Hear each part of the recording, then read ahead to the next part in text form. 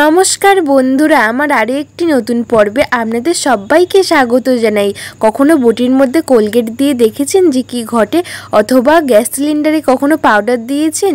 এই রকম কিছু ইউজফুল কিচেন টিপস আজ আমি আপনাদের সাথে শেয়ার করব, যেগুলো আপনাদের প্রত্যেকেরই কাজে আসবে। তো চলুন আজকের টিপসগুলো দেখে নিই। আমরা প্রত্যেকেই কম বেশি সাবান ব্যবহার করে থাকি। সাবান ব্যবহার করার পর সাবানের খালি প্যাকেটটা ফেলে দিই, কোনো কাজেই ব্যবহার করি না।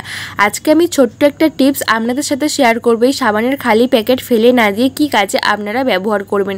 অনেক সাবানের খালি প্যাকেটে এই রকমের সাদা একটা কাগজ থাকে, এই সাদা কাগজটাই আমার লাগবে, কারণ সাবান যখন থাকে সাবানের যে স্ট্রং গন্ধটা কিন্তু অনেকটা এই সাবানের মধ্যে চলে আসে। সাবানের খালি প্যাকেটের মধ্যে এই কাগজটাই কিন্তু আমার প্রয়োজন, তার জন্য কাগজটা বের করে নিয়েছি। এরপর নেব একটা কাঁচির সাহায্যে এইভাবে দুটো টুকরো করে কেটে নিচ্ছি এই সাবানের খালি প্যাকেট।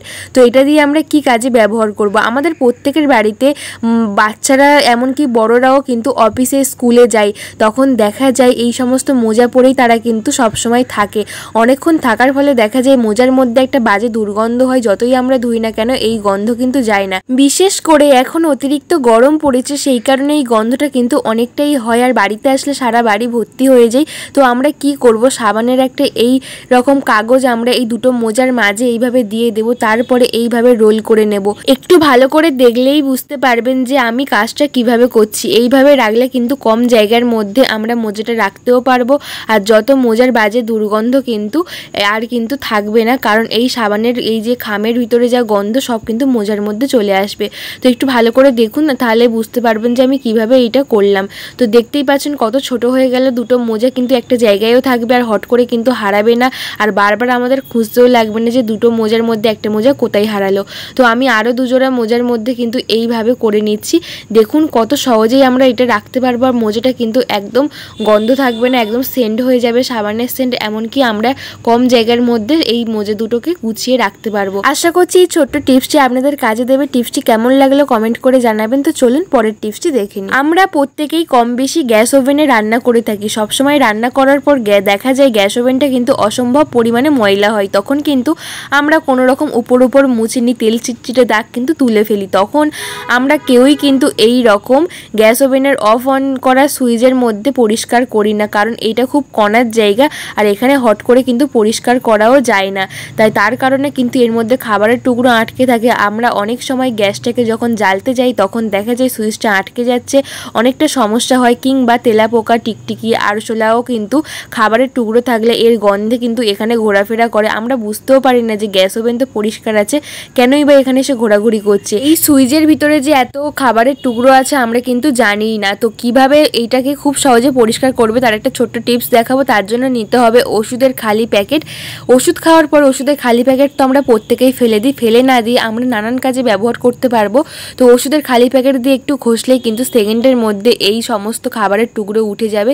এই যে কর্নার জায়গাগুলো আমরা হাত দিয়েও কিন্তু এগুলোকে পরিষ্কার করতে পারি না, কারণ একদমই কিন্তু খাবারগুলো ঢুকে থাকে, একদমই পরিষ্কার করতে পারি না। এইভাবে ওষুধের খালি প্যাকেট দিয়ে কিন্তু আমরা খুব সহজে পরিষ্কার করে নিতে পারবো। তো দেখতেই পাচ্ছেন কতটা পরিমাণে খাবারের টুকরো এখানে আটকে আছে, তেল চিটচিটে দাগ, এমনকি আটা ময়দা সমস্ত কিছুই কিন্তু এখানে আটকে আছে। আর যতই তেলাপোকা, টিকটিকি, আরশোলা ঘোরাফেরা করলে আমরা কিন্তু বুঝতেই পারি না যে কিভাবে এখানে ঘোরাফেরা করছে গ্যাস ওভেন পরিষ্কার থাকা সত্ত্বেও। অবশ্যই এইভাবে পরিষ্কার করে নেবেন, দেখবেন গ্যাস ওভেন কিন্তু একদম পরিষ্কার থাকবে। তো একটা আমার হয়ে গেছে, আরও একটা কিন্তু আমি পরিষ্কার করে নেব একইভাবে। আশা করছি এই ছোট্ট টিপসটি আপনাদের খুব কাজে দেবে। এইভাবে অবশ্যই গ্যাস ওভেনটাকে পরিষ্কার করে নেবেন, আর দেখবেন কোনো রকম পোকামাকড় এখানে ঘোরাফেরি করবে না, এমনকি গ্যাস ওভেন জ্বাললেও সুইচটা কিন্তু কোনো রকম প্রবলেম হবে না। আশা করছি এই টিপসটি আপনাদের খুব কাজে দেবে। আর দেখুন কতটা পরিমাণে ময়লা বেরিয়েছে খাবারের টুকরো, দেখতেই পাচ্ছেন। তো চলুন পরের টিপসটি দেখে নিই। টিপসটি কেমন লাগলো কমেন্ট করে জানাবেন। এখানে নিয়েছি একটা পাত্রের মধ্যে নিয়ে নিচ্ছি তেজপাতা। এই রকম তেজপাতা নিয়ে নিয়েছি, তারপর কাঁচির সাহায্যে এটাকে ছোট ছোট কেটে নিচ্ছি। আপনারা চাইলে হাত দিয়ে কুচি কুচি করে নিতে পারেন। তো এইভাবে ছোট ছোট করে কাটার পর এর মধ্যে দিয়ে দেব কর্পূর দেওয়ার পর নিয়ে নেব এক্সপায়ারি কোনো পাউডার। এই রকম পাউডার তো আমাদের এক্সপায়ারি হয়েছে, এই পাউডার 1 চামচ মতো দিয়ে দিলাম। তারপর এটাকে ভালো করে মিশিয়ে নিচ্ছি। এইভাবে মিশিয়ে নিলে কিন্তু এটা একটা সলিউশন তৈরি হয়ে যাবে। আর এই যে কটা জিনিস ব্যবহার করেছি প্রত্যেকেরই কিন্তু একটা স্ট্রং গন্ধ আছে। আমরা প্রত্যেকেই গ্যাস সিলিন্ডার ব্যবহার করে থাকি। যখন ব্যবহার করি তখন দেখা যায় যখন গ্যাস সিলিন্ডারকে গ্যাস ওভেনের সঙ্গে অ্যাড করি তখন কিন্তু গ্যাস সিলিন্ডারের গায়ে কিন্তু অনেক দিন ধরে পোকামাকড়, তেলাপোকা বাই, তখন কিন্তু অনেকটা সমস্যার মধ্যে পড়তে করতে হয়, কারণ এগুলো যখন বাই ওটাকে খাওয়ার জন্য কিন্তু আরশোলা এমনকি ওটা খাওয়ার জন্য টিকটিকিও চলে আসে, তখন কিন্তু অনেকটা সমস্যার মধ্যে পড়তে হয়। এইভাবে চলতে থাকলে তো পুরো কিচেনের মধ্যে এইরকম পোকামাকড় ভরে যাবে। তখন আমরা কি করব, এইরকম একটা সলিউশন বানিয়ে নেব।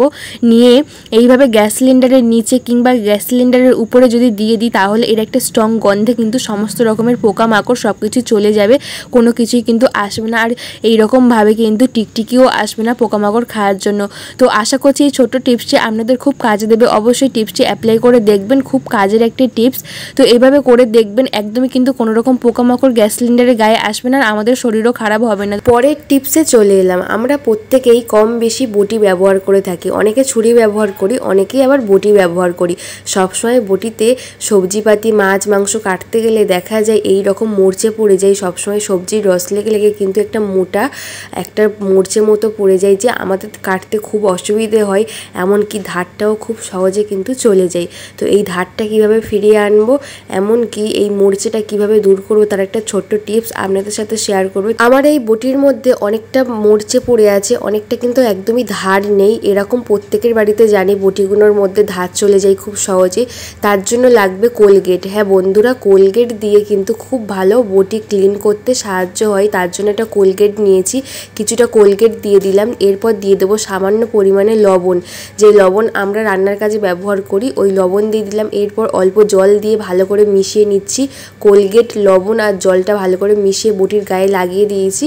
একদিকে দিলে হবে না, অপর দিকেও কিন্তু একইভাবে আমি লাগিয়ে দিচ্ছি। এইভাবে কিন্তু লাগিয়ে দিতে হবে, দুদিকেই লাগাতে হবে। এরপর একটা তারের কসবাইট নিয়ে এইভাবে ঘষে ঘষে কিন্তু পরিষ্কার হয়ে যাবে। খুব সহজেই দেখবেন মরচেগুলো উঠে যাচ্ছে, আর একদমই কিন্তু ধারটাও চলে আসবে। দেখতেই পাচ্ছেন কতটা পরিমাণে মরচে উঠে গেছে, একদমই কিন্তু আমার হাতটা কালো হয়ে গেছে।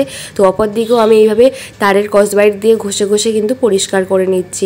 কত সহজেই মরচেগুলো কিন্তু বাড়িতেই উঠে যাবে, ধারটাও কিন্তু খুব সহজে ফিরে আসবে। যদি আপনার বটি যদি ধার না থাকে, তখন একটা ছোট্ট টিপস শেয়ার করছি। আমাদের প্রত্যেকের বাড়িতে শিলনোড়া থাকে, শিলনোড়ার যে নোড়া, ওই নোড়া দিয়ে একটু ঘষলেই কিন্তু আগের মতো পুরো নতুনের মতো ধারটা খুব সহজেই ফিরে আসবে। শিলনোড়ার নোড়া না থাকলে অবশ্যই যে কোনো একটা নুড়ি কিংবা কিছু একটা নিয়ে এইভাবে ঘষলেই কিন্তু খুব সহজেই ধারটা ফিরে আসবে। দেখুন আমার হাতের মধ্যে কতটা পরিমাণে কালো হয়ে গেছে, যত মরচে সব কিন্তু উঠে গেছে, ধারটাও কিন্তু খুব সহজে চলে এসছে। বন্ধুরা দেখতেই পাচ্ছেন একদম ধার চলে এসছে। টিপসটি কেমন লাগলো কমেন্ট করে জানাবেন, ভালো লাগলে লাইক কমেন্ট শেয়ার করে আমার পাশে থাকবেন। আর আমার চ্যানেলে নতুন কোনো বন্ধু হলে অবশ্যই আমার চ্যানেলটাকে সাবস্ক্রাইব করে পাশে থাকা বেল বাটনটা প্রেস করে দেবেন, যাতে সমস্ত ভিডিও নোটিফিকেশন সবার আগে আপনাদের কাছে পৌঁছে। বন্ধু বান্ধব সকলের কাছে শেয়ার করে দেবেন, যাতে সবার এই ছোট্ট টিপসটি খুব কাজে আসে। আমার এই ভিডিওকে কোথা থেকে দেখছেন কমেন্ট করে জানাবেন। টাটা সবাইকে।